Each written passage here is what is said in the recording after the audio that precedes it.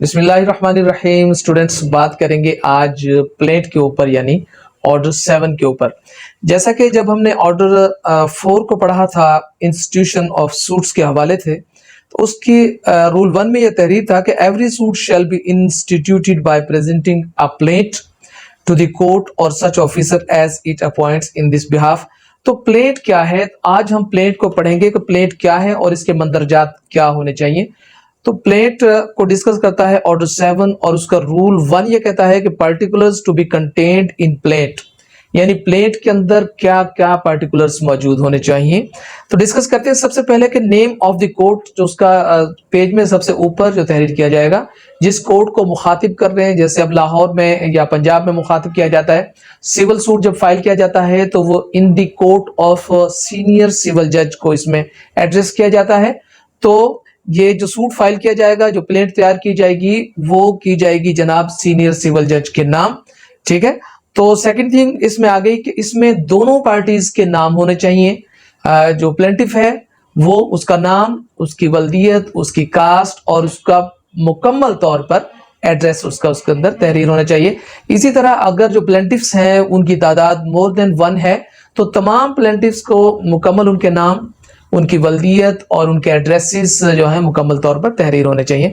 इसी तरह लाजम है कि जो आदमी इसको डिफेंड करेगा, जिससे हम सीख कर रहे हैं कोई मुतालिबा, जिसके खिलाफ हम दावा फाइल कर रहे हैं, यानी डिफेंडेंट जो है वो अगर एक है या एक से जायद है, उसका नाम, उसकी वल्दियत या उनके नाम और उनकी वल्दियत और उनके एड्रेस जो है मुकम्मल तौर पर दावे में तहरीर होने चाहिए। तो सबसे पहले कोर्ट का नाम, फिर प्लेंटिफ का नाम, डिफेंडेंट या डिफेंडेंट्स के नाम, और उसके बाद में जनाब अगर जो है कोई प्लेंटिफ या डिफेंडेंट माइनर है, यानी वो बालिग नहीं हुआ, या उसको कोई मेजर प्रॉब्लम है, या पर्सन ऑफ अनसाउंड माइंड है, यानी वो बालिग तो है लेकिन साउंड माइंडेड नहीं है, अनसाउंड माइंड पर्सन है, तो जनाब क्या होगा कि उसका हवाला दिया जाएगा कि ये मुद्दई जो है ये माइनर है या ये अनसाउंड माइंड है, या ये मुद्दाले माइनर है और अनसाउंड माइंड है। तो इसको जनाब रिप्रेजेंट किया जा रहा है किस आदमी के जरिए, किस शख्स के जरिए, इसका भी हवाला इसके अंदर मौजूद होगा। तो अब तक ये 4 चीजें हो गई। अब 5वीं चीज जनाब इसमें जो अहम आ गई, वो आ गई है कि वो तमाम हकायक जो कॉन्स्टिट्यूट कर रहे हैं काज ऑफ एक्शन को। ठीक है जी। अब मुद्दई जो है एक दावा दायर करता है, वो कहता है कि ये पेंसिल मसाल के तौर पर ये मेरी मलकियत है, लेकिन ये जनाब कब्जे में है, मुद्दा लेके वो दे नहीं रहा। तो वो इसमें सीख करता है कि ये पेंसिल जो है, अदालत ये डिक्लेयर करे, अदालत ये करार दे कि ये पेंसिल जो है मेरी मलकियत है, यानी मुद्दई की मलकियत है। तो अब और जब इसको डिफेंड करने के लिए जो डिफेंडेंट आएगा वो कहता है कि नहीं, ये पेंसिल मुद्दई की मलकियत नहीं है, बल्कि ये जो पेंसिल है ये मुद्दा अलैह की मलकियत है। अब जिस मौका पर मुद्दई ये कहता है कि मुद्दई ने सूट फाइल किया और सूट के अंदर उसने ये मौकफ लिया कि जब मैं मुद्दाले के पास गया या मैंने मुद्दाले से मुतालबा किया कि ये पेंसिल मेरी मलकियत है, आप ये पेंसिल मुझे दे दें। ठीक है जी। तो उस वक्त, जिस वक्त उसने यानी मुद्दाले ने इनकार किया, उसने कहा नहीं जी ये पेंसिल आपकी नहीं है, बल्कि ये पेंसिल मलकियत है मुद्दाले की, तो उस वक्त जिस वक्त उसने इनकार किया, उसके इनकार से काज ऑफ एक्शन जो है वो पैदा हो जाती है। तो जब हम कोई दावा इंस्टीट्यूट करेंगे, कोई सूट फाइल करेंगे, तो उसके अंदर काज ऑफ एक्शन का हवाला वो जरूर होना चाहिए कि जनाब फला तारीख को या फला वक्त या फला दिन या फला महीने मुतालबा किया गया था मुद्दाले से कि भाई ये आपके पास ये मेरी प्रॉपर्टी मौजूद है, आप ये रिटर्न कर दें मुझे। तो जिस वक्त उसने इनकार कर दिया, उस वक्त काज ऑफ एक्शन पैदा हो गई। तो ये लाजम है कि दावे के अंदर तहरीर किया जाए कि जनाब फला डिमांड पर फला इनकार के वक्त ये काज ऑफ एक्शन जो है पैदा हो गई। अब ये 5वीं चीज थी। आगे जनाब facts showing to that the court has jurisdiction. जी, किसी भी कोई सूट को जो है एंटरटेन करने के लिए, चलाने के लिए जो है किसी कोर्ट का इख्तियार समात होना लाजम है। इख्तियार समात जो है वो टेरिटोरियल भी हो सकती है और इख्तियार समात पेक्यूनरी भी हो सकती है, यानी माली। अब जनाब एक जो डिमांड की जा रही है, जी आप फर्ज करें कोई आदमी कोई प्रॉपर्टी का, कोई जायदाद का کسی زمین کا کیس کرنے لگا ہے.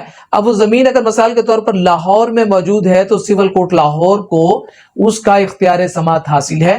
لیکن اگر وہ پراپرٹی جو ہے وہ لاہور میں موجود نہیں ہے بلکہ وہ ننکانہ میں موجود ہے, دین ٹیریٹوریل جو جورسڈکشن ہے وہ ننکانہ کی سول کورٹ کو اس حوالے سے حاصل ہوگا, لاہور کی کورٹ کو اس حوالے سے حاصل نہیں ہوگا.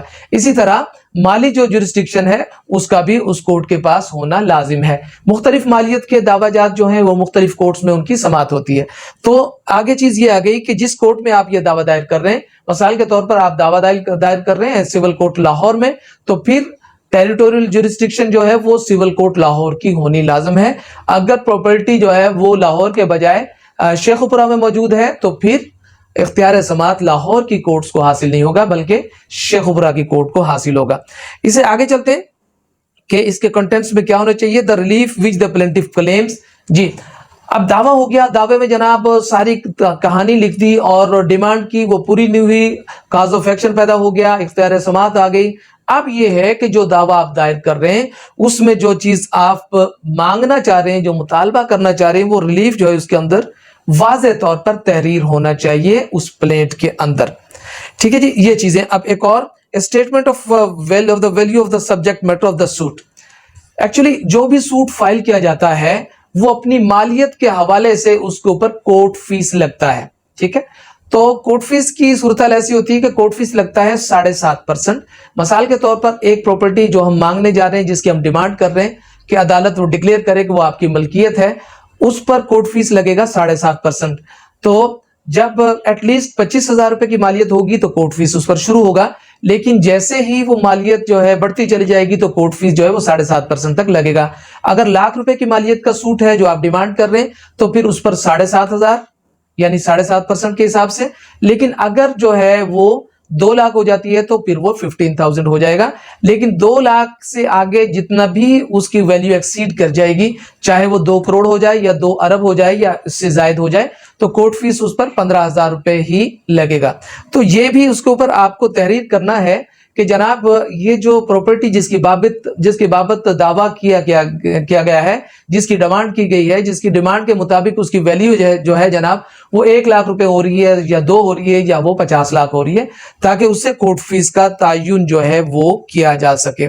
تو یہ لازمی چیزیں ہیں جو ایک پلیٹ کے اندر جو ہے وہ ڈسکس ہونی چاہیے. اگر کسی پلیٹ کے اندر یہ موجود نہیں ہے, یہ ڈسکس نہیں کی گئی ہیں, تو پھر جناب وہ جو پلیٹ ہے وہ قابل روانی نہیں ہے. اور اس میں جو ورڈ ہے the plate shell contain the following particular, shell کا ورڈ ہے تو یہ لازم ہے. تو یہ ہم نے آج ڈسکس کیا کہ کون کون سے پارٹیکولرز ہیں جو کہ ایک پلیٹ کے اندر موجود ہونے چاہیے. اب ہم آگے ڈسکس کرتے ہیں اسی کو کہ اگر سوٹ جو ہے وہ منی کی بابت ہے, رقم کی بابت ہے, تو پھر واضح طور پر اس منی کا, اس رقم کا واضح طور پر اندراج اس کے اندر موجود ہونا چاہیے. لیکن اگر جو سبجیکٹ میٹر ہے, جو سوٹ جس کی بابت ہم فائل کرنے جا رہے ہیں, وہ جناب اموویبل پراپرٹی ہے, تو اموویبل پراپرٹی کی ڈسکرپشن مکمل طور پر موجود ہونا چاہیے. مثال کے طور پر ایک پراپرٹی اگر اسلام آباد میں راولپنڈی میں موجود ہے, تو راولپنڈی میں جس کھاتا میں, جس گاؤں میں, پھر جس کھاتا میں, جس خطونی میں وہ پراپرٹی موجود ہے, اس گاؤں کا, اس شہر کا مکمل طور پر نام اور اس جمع بندی کے مطابق, یعنی جس جمع بندی کے مطابق جو ریکارڈ آپ بتا رہے ہیں وہ واضح طور پر اس میں تحریر ہونا چاہیے. اور اگر وہ اس کی نوعیت سکنی ہے تو پھر آپ اس کی ڈسکرپشن اس طرح دیں گے کہ اس میں اس کا پلاٹ نمبر, یا پھر اگر اس کا پلاٹ نمبر نہیں ہے اور رجسٹرڈ کالونی نہیں ہے تو اس کے مشرق, مغرب, شمال, جنوب ساری ڈائریکشنز کے ساتھ پھر کھاتا, خطونی اور تمام اس کی ڈسکرپشن اس طرح بیان کر دی جانی چاہیے کہ اگر کورٹ جو ہے جب کوئی چیز ڈگری کرنے لگے تو کورٹ کو اس میں کوئی ابہام باقی نہ رہے اور اس پراپرٹی کی ڈسکرپشن بالکل کلیئر ہو اور کسی ابہام کے بغیر کورٹ جو ہے اس کو وہ ڈگری کر سکے دعویٰ کو یا اس کو ڈسمس کرے. اب اسے آگے چلتے ہیں کہ ڈیفینڈنٹس کا انٹرسٹ اس میں لازمن شو ہونا چاہیے. مثال کے طور پر دعویٰ دائر کیا جا رہا ہے کہ جناب 5 ایکڑ اراضی جو ہے اس سے مدعا علیہ یہ کلیم کرتا ہے کہ یہ پراپرٹی اس کی ملکیت ہے. اب ہم کیا دعویٰ دائر کر رہے ہیں, مدعی دعویٰ دائر کر رہا ہے کہ مدعا علیہ اس پراپرٹی کو اپنی ملکیت کہنے سے باز اور ممنوع ہے. تو اس کے حوالے سے وہ کہے گا کہ جناب میں مدعا علیہ کے پاس گیا ہوں اور میں نے کہا کہ آپ اس پراپرٹی کو اپنی ملکیت کہنے, لکھنے یا لوگوں کو بتلانے سے باز رہیں جس کا مدعا نے یعنی ڈیفینڈنٹ نے میری اس ڈیمانڈ کو ماننے سے انکار کر دیا. تو یہ ایک ڈیمانڈ کرنا مدعی کی طرف سے کہ بھائی آپ مدعا سے وہ کہے گا کہ بھائی آپ ایسا مت کرو, اس پراپرٹی کو اپنی ملکیت مت کہو, یا اس پراپرٹی پر قبضہ کرنے سے باز رہو, یا جو بھی مدعی کی ڈیمانڈ ہوگی. اگر مدعا اس ڈیمانڈ پر انکار کرتا ہے تو پھر کاز آف ایکشن پیدا ہو جائے گی. تو آپ کی پلیٹ کے اندر یہ تحریر ہونا چاہیے کہ میں نے مدعا سے یہ ڈیمانڈ کی کہ آپ بھائی اس بات کو, میرے اس مطالبہ کو تسلیم کرو, لیکن جب اس نے تسلیم کرنے سے انکار کر دیا تو پھر کاز آف ایکشن پیدا ہو گئی, اور کاز آف ایکشن کی بنیاد پر ہی سوٹ فائل ہوگا. تو یہ لازم ہے کہ آپ اس سے مطالبہ کریں اور وہ انکار کریں. اگر وہ قبول کر لیتا ہے آپ کے مطالبہ کو, پھر تو معاملہ ہی ختم ہو گیا, تو پھر کاز آف ایکشن ہی نہیں ہوگی, تو پھر سوٹ بھی فائل نہیں ہوگا. اب جناب یہ ہے grounds of exemption from limitation law. کوئی بھی سوٹ جب فائل کیا جاتا ہے کورٹ کے اندر تو اس کی ایک لمیٹیشن ہوتی ہے. مثال کے طور پر ہم جب ریکوری کا سوٹ فائل کرتے ہیں تو جناب اس کی لمیٹیشن جو ہے وہ 1 سال ہے, ٹھیک ہے جی. اسی طرح مختلف ہم اسپیسیفک پرفارمنس کا جب دعویٰ دائر کرتے ہیں کسی اقرار نامے کی بنیاد کے اوپر, تو اس کی لمیٹیشن جو ہے وہ مثال کے طور پر 3 سال ہے, ٹھیک ہے. اب 3 سال کے اندر کوئی دعویٰ فائل نہیں ہوتا, یا جو بھی لمیٹیشن موجود ہے اس لمیٹیشن کے اندر کوئی دعویٰ فائل نہیں ہوتا, دین ہمیں اس پلیٹ کے اندر تحریر کرنا پڑے گا کہ جناب یہ وہ وجوہات ہیں جس کی وجہ سے ہم اس لمیٹیشن کے اندر اس سوٹ کو فائل نہیں کر سکے. تو یہ لازم ہے کہ آپ وہ گراؤنڈز جو ہیں وہ سوٹ کے اندر تحریر کریں. اور جب آپ کنڈونیشن آف ڈیلے کی اپلیکیشن لگائیں گے تو وہ ایک علیحدہ چیز ہوگی, لیکن کوئی چیز اگر آپ کے سوٹ کے اندر موجود نہیں ہے اور آپ کی جو اپلیکیشن ہے کنڈونیشن آف ڈیلے کی اس کے اندر موجود ہے, تو پھر جناب آپ کے دعوے کے اندر ایک لیکونہ موجود ہے جسے کور کرنا آپ کے لیے مشکل ہو جائے گا. اب مزید اس میں رول 7 یہ کہتا ہے کہ جو چیز آپ مانگ رہے ہیں وہ مکمل طور پر وضاحت کے ساتھ ہونی چاہیے. صرف یہ نہیں ہونے چاہیے کہ جناب کورٹ جو مناسب سمجھے وہ اس کا جو ہے ہمیں وہ عطا فرما دے. جو آپ ڈیمانڈ کر رہے ہیں وہ مکمل طور پر واضح طور پر کلیئر ہونی چاہیے اور اس میں کسی قسم کا ابہام نہیں ہونا چاہیے. رول 8 یہ کہتا ہے کہ ریلیف فاؤنڈڈ آن سیپریٹ گراؤنڈ. جی ہاں, آپ سوٹ فائل کر رہے ہیں, اس میں جناب آپ کے پاس سیپریٹ ریلیفز موجود ہیں. آپ ایک ریلیف مثال کے طور پر آپ سوٹ فائل کر رہے ہیں جناب جو ہے فیملی سوٹ ہے. اب اس فیملی سوٹ کے لیے آپ کیا کر رہے ہیں جناب کہ پہلے تو آپ کہہ رہے ہیں کہ لڑکی فائل کر رہی ہے خاوند کے خلاف. پہلے وہ کہہ رہی ہے کہ جناب مجھے اتنے عرصے سے اس نے نکالا ہوا ہے اپنے گھر سے, تو چونکہ میں اس کی ویڈڈ وائف ہوں اور تو مجھے وہ جو ہے اپنا مینٹیننس جو ہے وہ ادا کرنے کا پابند ہے. تو ایک سوٹ تو آ گیا جناب اس کا مینٹیننس کا. اب اسی سوٹ کے اندر دوسری چیز وہ کیا کہتی ہے, وہ کہتی ہے کہ جناب اتنا سامان جہیز جو ہے وہ میرے پیرنٹس نے مجھے دیا تھا جو مدعا کے قبضہ میں ہے اور وہ اسے توڑ پھوڑ کر رہا ہے, تو وہ بھی مجھے دلوایا جائے. 2 چیزیں ہوگی. تیسری چیز وہ کہتی ہے کہ جناب یہ بچے موجود ہیں, ان بچوں کو جو ہے مدعا نے بہت عرصے سے یا اتنے عرصے سے نکالا ہوا ہے, ان کے اخراجات, ان کی تعلیم کے اخراجات بھی وہ مجھے پے کرے. اب چوتھی چیز وہ اس میں کہہ سکتے ہیں کہ جناب مجھے اتنا حق مہر تھا جو مجھے اب تک ادا نہیں ہوا, تو ڈیفینڈنٹ جو ہے وہ ڈیوٹی باؤنڈ ہے کہ وہ مجھے مہر بھی ادا کرے. اس طرح جناب یہ 4 دعویٰ جات ہو گئے. اب چاروں دعویٰ جات کو ایک دعویٰ میں آپ لا رہے ہیں اور چاروں کی جو استدا ہے اسے آپ کیسے کریں گے, سیپریٹلی کریں گے. اسے نمبر دے کر آپ جو ہے چیزوں کو آپ اس میں سے مانگیں گے کورٹ سے کہ جناب وہ ان کو آپ کے لیے ڈگری کر دیں. اب اس سے آگے جناب چیز یہ ہو گئی کہ کورٹ جو آپ پلینٹ فائل کریں گے تو اس میں جو ڈاکومنٹس ہیں اس کی کاپیز آپ ساتھ منسلک کریں گے, اور پلینٹ جو ہے اس کو بہت کنسائز سٹیٹمنٹ کی شکل میں ہونا چاہیے. دا plaintiff sues or the defendant or any of the defendants is sued in a representative capacity. اب اگر جب وہ فائل کیا جا رہا ہے کوئی اس کو ریپرزینٹیٹیو کیپیسٹی میں فائل کر رہا ہے, مثال کے طور پر ایک آدمی جس کی پراپرٹی کے بابت کوئی دعویٰ دائر کیا جانا ہے, وہ دعوے کو دائر کروا رہا ہے اپنے ایجنٹ کے ذریعے یا اپنے پلیڈر کے ذریعے. جب وہ ایجنٹ کے ذریعے دائر کروا رہا ہے تو پھر جناب اس سٹیٹمنٹ جو ہے shall show in what capacity the plaintiff or defendant سوز اور از سوٹ. یعنی دعویٰ جو دائر کیا ہے اگر اس کو دائر کیا ہے ایجنٹ نے, تو پھر واضح طور پر وہ تحریر کرے گا کہ جناب میں نے یہ دعویٰ یا یہ جواب دعویٰ جو ہے مدعا کے بجائے میں اس کو فائل کر رہا ہوں, تو کس کیپیسٹی میں فائل کر رہا ہوں کہ میں اس کا ایجنٹ ہوں, تو یہ بھی اس کے اندر مینشن ہونا چاہیے. اب رول 10 آ گیا, بہت اہم رول ہے, return of plaint. The plaint shall at any stage of the suit be returned to be presented to the court in which the suit should have been instituted. Ji, court अगर ये समझती है कि जहां आपने suit file किया है वो वहां पर फाइल नहीं होना चाहिए था, कहीं और पर जगह पर फाइल होना चाहिए था, तो कोर्ट उसको रिटर्न कर सकती है कि जनाब आप फला जगह पर जाकर इसको फाइल कर सकते हैं।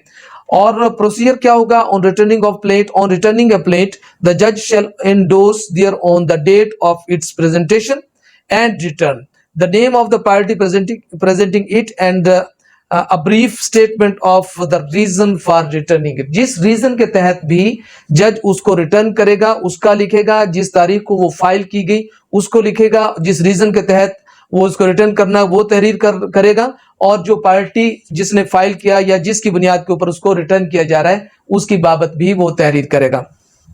अब इस ऑर्डर का सबसे अहम सेक्शन जो हर आदमी की जुबान के ऊपर होता है वो है जनाब रूल जो है वो 11 है। ऑर्डर 7 रूल 11 बहुत ही मशहूर जो है ये रूल है, और ये हर आदमी ऑलमोस्ट जिसका कचहरी से ताल्लुक है, कोर्ट से ताल्लुक है और जिसका दावा कभी दायर हुआ वो इस रूल से मुकम्मल तौर पर आगाह है। यानी रिजेक्शन ऑफ प्लेट, जब कोई प्लेट फाइल की जाती है तो उसमें 4 किस्म के प्रॉब्लम्स हैं। अगर इन 4 प्रॉब्लम्स में से कोई प्रॉब्लम हो तो कोर्ट जो है वो उसे रिजेक्ट कर सकती है। रिजेक्ट कैसे कर सकती है? इस खुद भी रिजेक्ट कर सकती है, या जो डिफेंडेंट है वो कोई एप्लीकेशन फाइल करेगा कि जनाब इस सूट के अंदर फला फला कमी है जिसकी वजह से ये रिजेक्शनेबल है, तो इसे रिजेक्ट फरमाया जाए। तो जनाब the plate shall be rejected in the following cases. A, where it does not disclose a cause of action। तो सबसे पहली चीज ये है कि दावा तो फाइल कर दिया गया लेकिन उसकी cause of action मौजूद नहीं है, वो ये कोई cause of action निकल ही नहीं रही। यानी जो दावा दायर किया गया और जो जवाब दावा दायर किया गया उन दोनों को अगर मिला के पढ़ें तो कोई ऐसी चीज सामने नहीं आ रही जिससे कोई cause of action जो है वो पैदा हो सके। तो जहां पर cause of action पैदा नहीं होगी वहां पर प्लेट को रिजेक्ट कर दिया जाएगा। B, where the relief claimed is undervalued and the plaintiff on being required by the court to correct the valuation within a time to be fixed by the court fails to do so। जी हाँ, property जिसकी बाबत suit file किया गया है उसकी value जनाब तहरीर कर दी गई 1.5 लाख रुपए, जबकि उसकी वैल्यू जो है वो बहुत ज्यादा है, वो मिसाल के तौर पर 1 करोड़ रुपए है। अब कोर्ट क्या कह रही है कि कोर्ट मुद्दई से कह रही है कि भाई आपने जो ये सूट फाइल किया है इसके अंदर इसकी वैल्यू को आपने बहुत कम लिखा है, तो मैं आपको ये ऑर्डर करती हूँ। कोर्ट कहती है कि जनाब इस वैल्यू को इतना तहरीर करो ताकि उसके ऊपर प्रॉपर कोर्ट फीस लग सके। अब उसको कोर्ट मौका देती है लेकिन वो क्या करता है जनाब, वो उसको दुरुस्त करके दावा को दोबारा से जो है कोर्ट में दाखिल नहीं करता, उससे फेल हो जाता है। तो कोर्ट क्या करेगी जनाब, अंडर वैल्यू की बुनियाद के ऊपर उस दावा को रिजेक्ट कर देगी। 2 चीजें होगी, काज ऑफ एक्शन नहीं है और जनाब जो वैल्यू ऑफ कोर्ट फीस जो है उसको गलत किया गया है, कोर्ट ने मौका दिया लेकिन उस मौका पर भी उसे फायदा नहीं उठाया गया, तो कोर्ट क्या करेगी, उसको रिजेक्ट कर देगी। अब जनाब तीसरी चीज है कि where the relief claimed is properly value, तो था यानी उसे ठीक तहरीर कर दिया गया कि जनाब इसकी कोर्ट फीस जो है ये 2 करोड़ का मैटर है और इसमें 15,000 रुपए की कोर्ट फीस लगनी है। वो तहरीर तो कर दिया गया लेकिन कोर्ट फीस लगाई नहीं गई। जिस कागज के ऊपर दावा को तहरीर किया गया वो आम सिविल पेपर था और लेटर ऑन जब कोर्ट ने कहा कि भाई आप कोर्ट फीस पूरी करें, तब भी कोर्ट फीस पूरी नहीं की गई, कोर्ट फीस अदा नहीं की गई, तो दावा को इस हवाले से खारिज फरमा दिया जाएगा, रिजेक्ट फरमा दिया जाएगा। और चौथी चीज यह है कि where the suit appears from the statement in the plate to be barred by law, किसी भी कानून के तहत अगर वो दावा बार्ड है वो नहीं चल सकता। मिसाल के तौर पर अर्लियर उसके बारे में एक सूट पहले पेंडिंग है एक और कोर्ट में, तो अब इसको जब हम लाते हैं तो जनाब ये रेस जुडिकाटा में आ जाता है, चाहे वो सेक्शन 10 में आए चाहे वो 11 में आए या किसी भी और कानून के तहत जब वो बार्ड होगा तो फिर कोर्ट को इख्तियार हासिल है कि कोर्ट उसको रिजेक्ट कर दे। तो जनाब ये हमने मुख्तसरन पढ़ा इसको, तो इस हवाले से ऑर्डर 7 को इसमें हमने प्लेट को डिस्कस किया। सबसे अहम चीज ये थी कि प्लेट की कंटेंट्स क्या होने चाहिए, फिर इसमें मुख्तलिफ चीजों को जो सब्जेक्ट मैटर होगा, अगर इमूवेबल प्रॉपर्टी तो क्या होगा, और अगर जनाब मनी के बारे में है तो क्या सूरत हाल होगी, और तमाम वो चीजें जो एक सूट के अंदर मौजूद होनी चाहिए हमने इसमें मुख्तसरन डिस्कस किया है। तो इंशाल्लाह नेक्स्ट में इसका जो इसी ऑर्डर का फर्दर जो है उसे इंशाल्लाह डिस्कस करेंगे कि कौन कौन से डॉक्यूमेंट्स जो है वो आपके सूट के साथ मुंसलिक होने चाहिए। अपना ख्याल रखिएगा, अल्लाह हाफिज।